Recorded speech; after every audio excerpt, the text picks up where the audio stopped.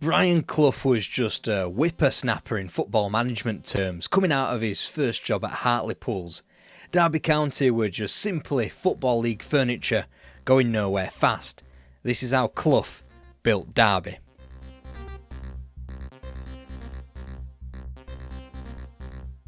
Alright, here's the 4-1-1, folks. Brian Clough was a northeastern man with a northeastern plan, banging the goals for his hometown Middlesbrough to escape the doldrums of Middlesbrough.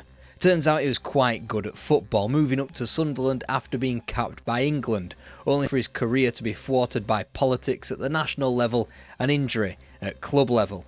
In his late 20s and with no discernible life skills outside of the game, what was he going to do now? He coached, first the likes of Colin Todd and John O'Hare at Sunderland's youth team before he was earmarked for promotion as a senior side's assistant manager. The directors didn't take too kindly to this, and after the manager George Hardwick was sacked, so too was Clough. Thankfully he got himself back into the game quick thanks to Len Shackleton, who chucked Clough's name forward for the senior post at Hartlepool. Yes, that's with an S. 1965, aged only 30, he grabbed his old mate Peter Taylor from Burton Albion and they were off to the races. Except they would be if Hartlepool had any ambition, cash or upward mobility. To call Hartlepool a tip would make a tip ashamed to be called a tip, was the famous quote Clough attributed to his new club. His manager's office leaked with water, the first team had to make do with training on the beach, and Clough found himself driving the team to away games sometimes. It would be at Hartlepool where Clough picked up his disdain for directors and owners, labelling Hartlepool's Ernest Ord as one of the most evil men I've ever met. They finished 18th in his first season, a 3-place regression and only 3 points ahead of having to be put up for re-election. And whilst he promised that he was going to take them from the foot of the Football League, and he did, finishing 8th in 1967, they reached a ceiling keeping them in the 4th division. Of course, they go up the year after Clough left. Barely 2 years into his newfound career as a football manager, he had to start again. I would say from the bottom, but he'd already experienced that with Hartlepool. Alright, here's the 4-1-1, folks. Derby were the 1960s version of a Bristol City or a Preston North End, by which I mean non-existent competitively despite taking up a space in the second tier. They had one trophy to their name and that was the 1946 FA Cup final against Charlton Athletic. In league terms, they had been a shambles not long after that, beginning their spiral down the division after consecutive top 4 finishes to end the 40s. Confirmation that everybody else had caught up to them after the Second World War could be found in the later weeks of the 52-53 campaign as they cut themselves adrift at the bottom of Division 1. The slide did not stop there, demoted again 2 years later to the 3rd Division North. But since 1957 they had aggressively been average, kicking up a stink in the second tier. In their relative pomp they could command an 8th or maybe even 7th place finish if they were being ambitious, but it was usually just mid-table mundanity. That was before Brian Clough turned up.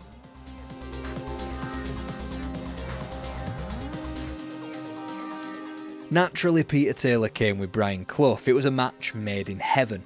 If Clough was in charge of the macro, the signings, the state of the club, Taylor governed the micro, scouting players, taking training and tactical scheming. This continued from the North East and would blossom in the East Midlands.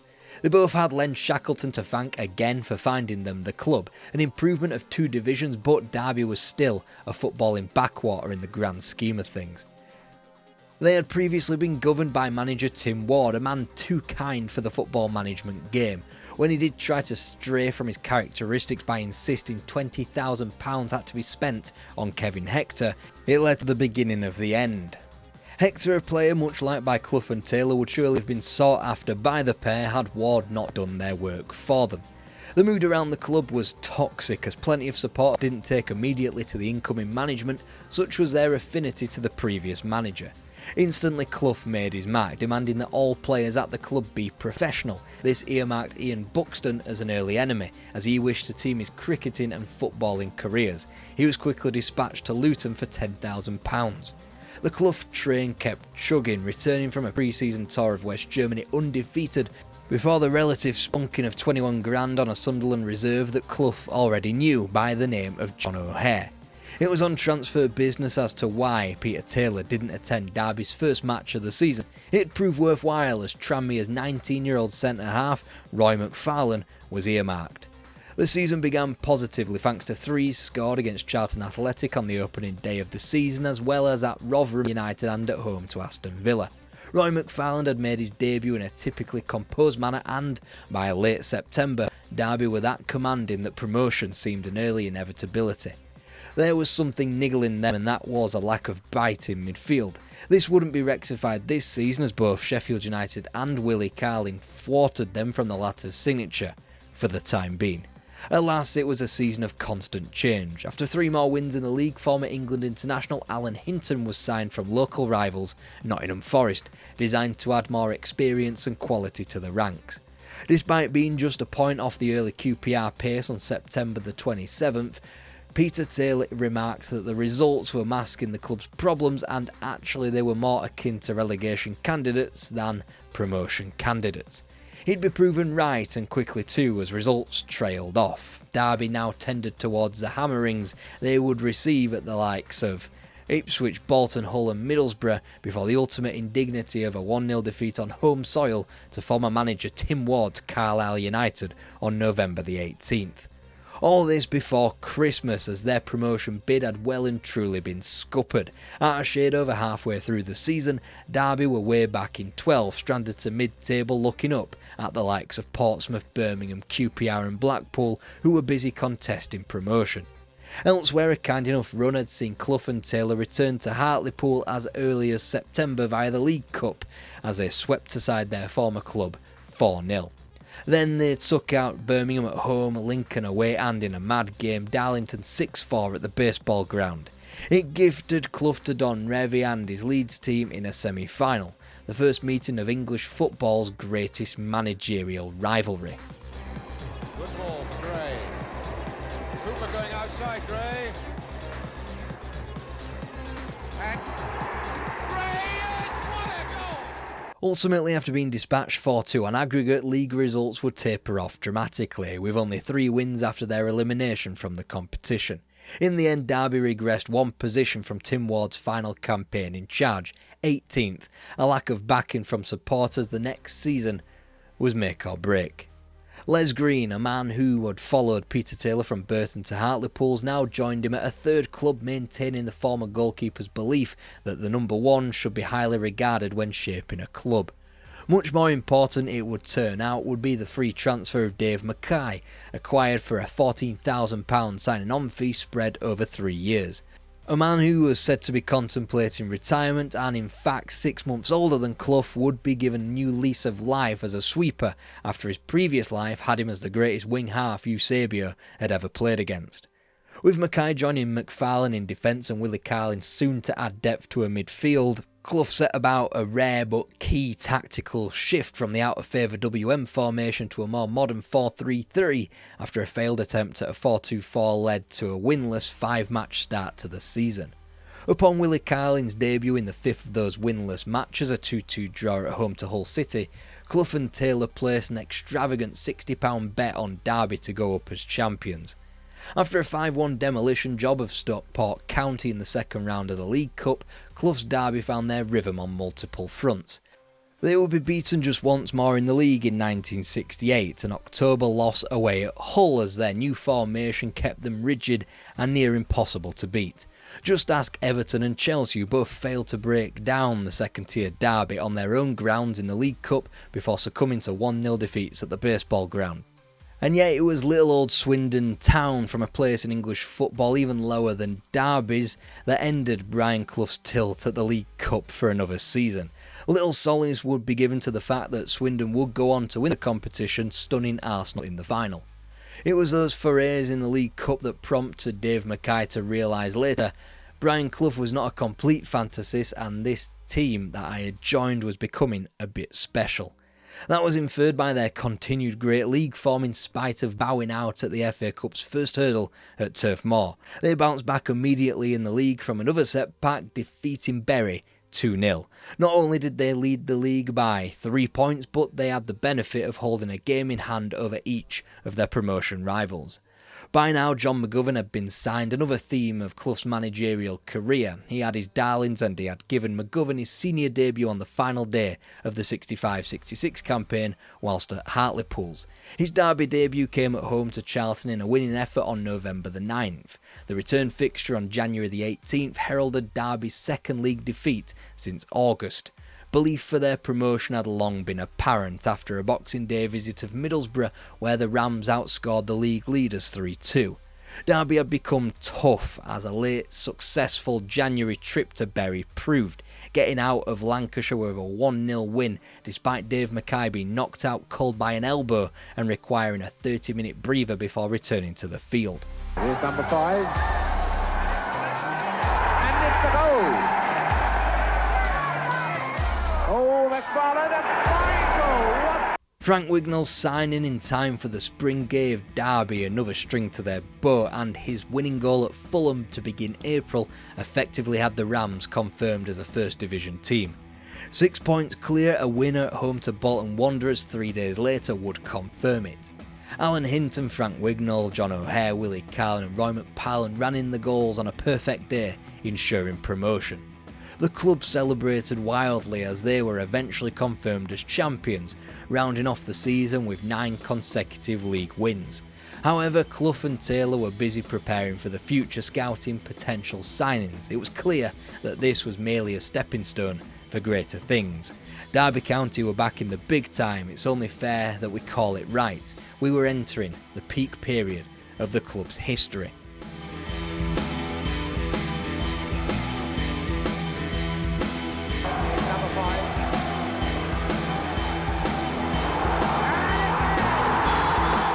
Yes, that is Derby County defeating the eventual champions of England, Everton, in what we have to assume is their traditional blue, in September 1969.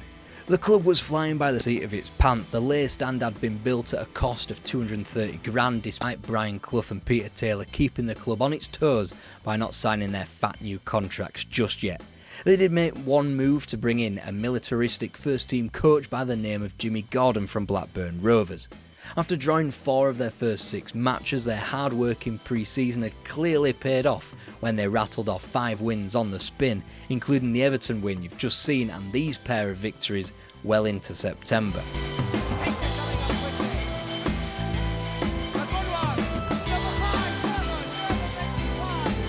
They had the best defensive record in the league, and only the table toppers from Division 3 and 4, Luton Town and Port Vale, could also boast an invincible record this far into the season.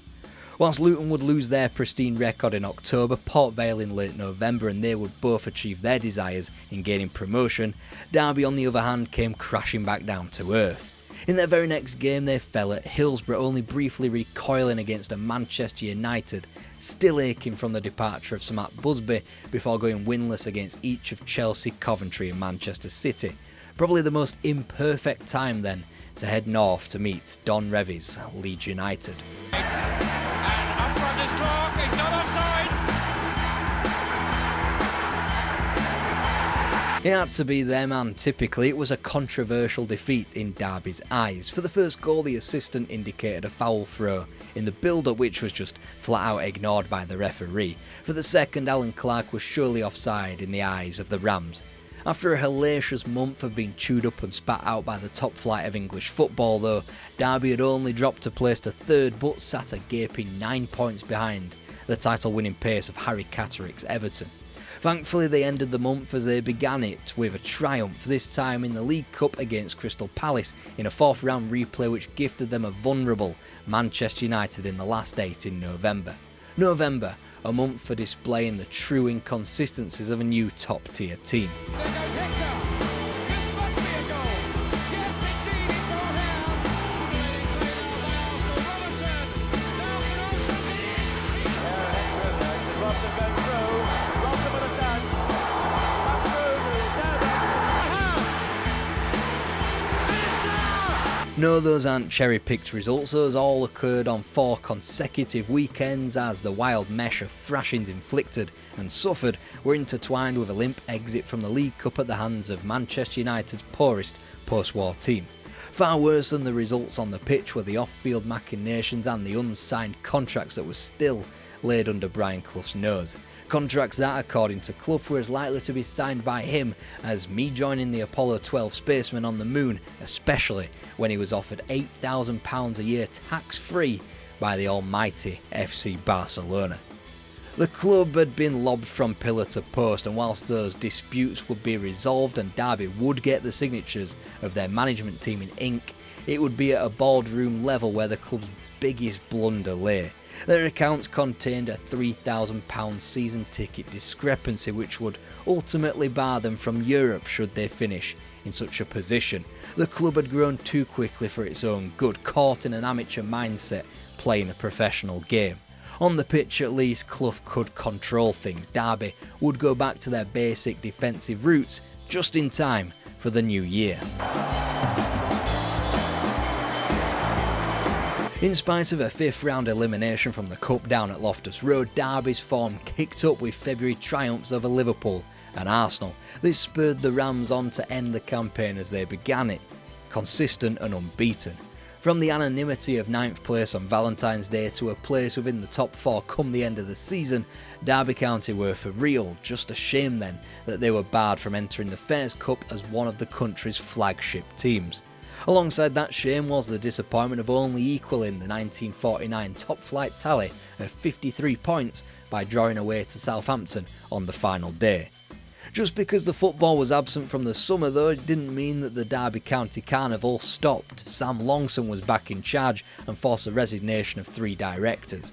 Naturally, Clough couldn't help himself but stir the pot, going public with an offer from the Greek FA for both him and Taylor to manage the national team. When he wasn't doing that, he was hiring administrative staff without Longson's knowledge, quickly deepening the distrust the pair had for one another by this stage. On the eve of the season, Peter Taylor warned fans not to expect a repeat of the prior season's miraculous 4th place. Turns out he was right. Osgood going in. Hutchinson. Clark. Oh, they all waited for a minute. And it cost them dear. Harry Burrows then with this corner. And blow up, and it's gone straight to the net, but it's a goal given. Alright, they were nowhere in the Cups and back in 9th, but there was still a trophy, even if it was called the Watney Cup apparently, against a Man United team now spiralling the drain of First Division football. There were victories over strong teams like eventual double winners Arsenal and their predecessor champions Everton, as well as local bragging rights over Forest. 9th place for a club in their 2nd season back in the top flight, still a massive achievement. It just wasn't very Cloughian. The team only played alright in patches and there was a distinct lack of controlling games in comparison to the prior season. They'd signed Archie Gemmell allegedly over a breakfast of bacon and eggs whilst Clough cleaned the dishes after crashing at the Gemmell household overnight. And there was another goalkeeping change after Les Green was bombed out after his part in a 4-4 Boxing Day draw at home to Manchester United. Colin Bolton replaced him. But the club survived, and more pertinently, Peter Taylor survived after a 6-week break after suffering from heart murmurs. His return gave the club a much needed lift in the second half of the season. The 1971-72 campaign, however, would be a whole other story. And John Radford with him. O'Hare! Into the lead. A little touch off, Hector in, and he scores! Kevin Hector! Baseball ground renovated again, season ticket sales going through the roof, and on another tour of West Germany and the Netherlands, Clough hit upon the perfect attacking formula of Kevin Hector in behind John O'Hare and Frank Wignall. Consequently, whilst they might have bowed out of the League Cup to the now mortal enemies Don Revie, elimination from that and from the Texaco Cup were blessings in disguise. The club went unbeaten in the league right the way through to mid-October, obliterating their efforts from 2 years prior, even if they were a bit happy to draw 2-2. The club had changed dramatically from 1969 though. There was no overwhelming optimism anymore, this was a more serious Derby County. After the flirtation with riches had been rebuffed in favour of a traditional, anonymous footing, the Rams knew what to do now. They'd adapted. And still they found themselves bouncing between victory and defeat as Christmas came and went as Don Revie got another one over Brian Clough. Now that wasn't very Christmassy. Entering a new year, however, Derby was still within touching distance of what was obviously a highly competitive league. 29 points after 23 games, enough for 5th. There was the sense though that they were just about to click into gear. Campbell kept his feet. And a good shot, it's a deflection, it's a goal! A brief December holiday in Greece looked to have done its job and relaxed the players into some form. Irrespective of the loss at Highbury, Derby were well in the conversation, now only 3 points back on the Manchester City pace. Whilst they performed a crucial bit of self-sabotage by adding Rodney Marsh to a blossoming strike partnership, Derby on the other hand rebounded from their FA Cup 5th round exit in a second replay to Arsenal impeccably. Still situated in 3rd ahead of their cup demise, Derby had only gained confidence with the beating of both UEFA Cup finalists Wolves and Spurs, as well as the bragging rights that a pumping of Nottingham Forest had delivered. Derby could seemingly do no wrong, well apart from parading Ian Storey-Moore around the gaff as a new signing, despite the acquisition not totally confirmed by Forest. He would of course go on to sign for Manchester United, but Derby would not miss him. They recoiled from cup disaster in the capital. Leicester, Ipswich and Crystal Palace laid down for the Rams as the month of March concluded with a very clear top 4 teams condensed into a 4-point gap. Derby County were cast as the kingmakers. They would face all of their title rivals, with their ultimate test coming first with a visit of Leeds United.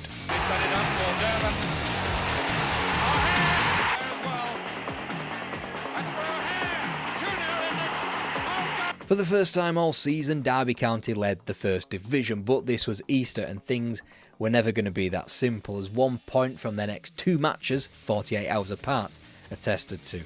Still top of the league, but with fate out of their hands, a trip to Bramall Lane was just the tonic in a bruising title fight. Hector. He bumped it there. Was Barnes up in the penalty area. And that's in the net. Hinton. The header goal, Hector. O'Hare. But to the Rams' dismay, each of Leeds, Liverpool and City picked up victories, matching them stride for stride. It would be the last time all 4 rivals would win on the same day. They were top of the table and going for the title for the first time in club history, but the week would be marked with the shock resignations of Brian Clough and Peter Taylor from Derby County. They had been courted by Coventry City and were just about sick of Sam Longson, so decided to call it quits until the hint that a fresh contract and improved terms would sort them out. Quickly reinstated to the whole relief of Derby both as a football club and a city, the season was quickly back on track. Whilst Manchester City packed away all but one of their remaining games before Leeds could even take to the field again, they'd all but blown their chance at winning the title thanks to 3 points from as many games as both Derby and Liverpool won comfortably. Not even the most experienced title names were susceptible to a wobble as Leeds returned from St James Park with nothing on April the 19th. 3 days later, yet another momentous day in the season, the last time that all 4 would play simultaneously as Derby trekked across to fellow title rivals Manchester City.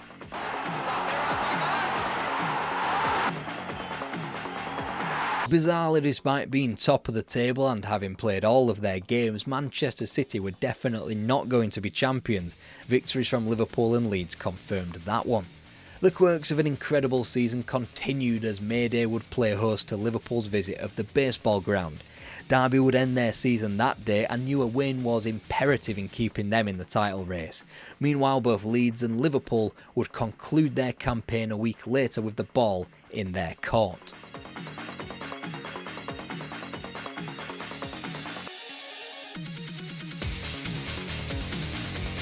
Despite those heroics, Derby were priced up at 8-1 long shots for the title. They were top, having finished their season, but unlike City, they could still win it.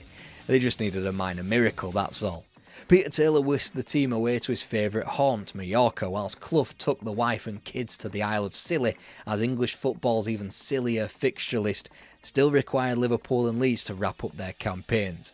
Leeds travelled to Wolves and needed a point to win the league. Liverpool were at Highbury and needed both a win and for Leeds to lose.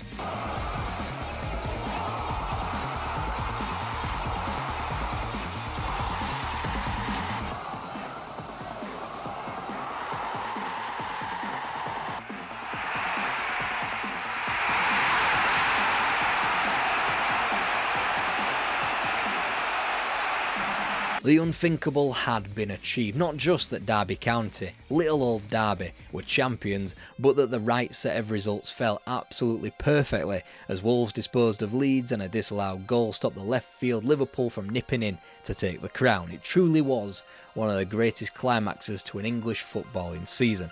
It is entirely forgivable after such a high that Derby's domestic form dwindled in the subsequent season.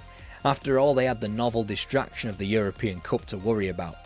Whilst they hadn't been beaten until October the 16th in their title-winning campaign, Derby went down 6 times by that stage in the 72-73 season. And when the domestic cups weren't an option again, it is only right that the entire campaign boiled down to the European Cup. At least in the first round's second leg away to Yugoslavian Željezničar, Clough would be attending a European trip after the board refused to pay for his family to go to the pre-season tour of West Germany in the Netherlands, so Clough decided not to bother either. It would be a much happier time taking a 2-0 lead into the second leg where goals from Alan Hinton and John O'Hare secured a comfortable route to the last 16. There, the challengers would be drastically stepped up a notch when former 2-time champions Benfica were paired with them. Still clinging on to Eusebio and still somewhat relevant after they had reached the semi-finals earlier that year, this was Derby's first true European test. Hinton. Again aimed towards McFarlane. Hector.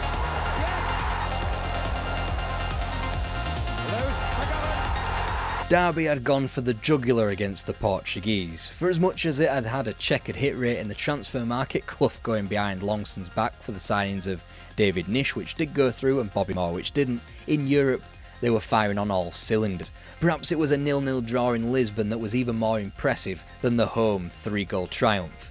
Serious football postponed for the winter, Derby could re-enter a groove back home, even if tensions between manager and assistant bubbled over somewhat. Clough more than willing to have a bit too much of himself on the television screens and in the newspaper's column inches, whilst Taylor felt aggrieved at his low bonuses and the fact that he'd basically had a heart attack for the club. The season could have been derailed in Czechoslovakia when Spartak Trnava turned them over 1-0. Back home though, Derby were obviously a very different proposition. Rendons-nous d'abord à Derby County en Angleterre. Les Anglais en blanc reçoivent les Tchécoslovaques de Trnava. 40e minute, Hector marquant. 51e minute, le ballon échoue encore dans les pieds d'Hector qui n'en demandait pas tant. 2-0, les Anglais sont qualifiés. Derby County European Cup semi-finalists, and it's not very often that the pulling out of Juventus as the opponent can draw a palpable sigh of relief, but what with Johan Cruyff's Ajax and a still very capable Real Madrid on the other half of the draw, that's exactly what Derby did. Teams that had won it all. Meanwhile in Turin, the winner of the tie would contest a potential first European trophy.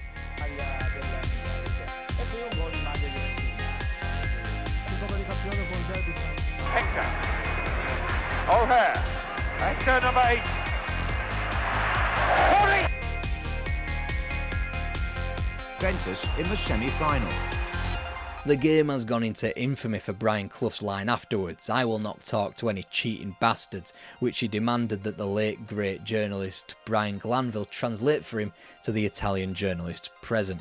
In terms of the goals and action in the game, it is hard to find flaw in it, as Juventus won the game fairly on the field. In terms of the wider picture, however, it's probably not mere coincidence that Derby's 2 bookings were awarded to the 2 players who were a booking away from suspension in Roy McFarlane and Archie Gemmill. Whatever the weather, an already difficult task was made even more insurmountable 2 weeks later at the baseball ground. Der Attacke von Spinozzi an Hector war kein Penalty. Ja, und verschossen. Ausgleichende Gerechtigkeit. Despite the deck being stacked from the prior fortnight, Derby County still had fate in their own hands, and they had blown it. They would never get so close again to touching the big-eared trophy. Brian Clough would, but not under the guise of Derby County manager. He was gone for good, but Derby wouldn't fall off the face of the earth. Dave Mackay would see to that. As for Clough, he went to Brighton and then behind enemy lines to Leeds United, and to learn more about that, watch this.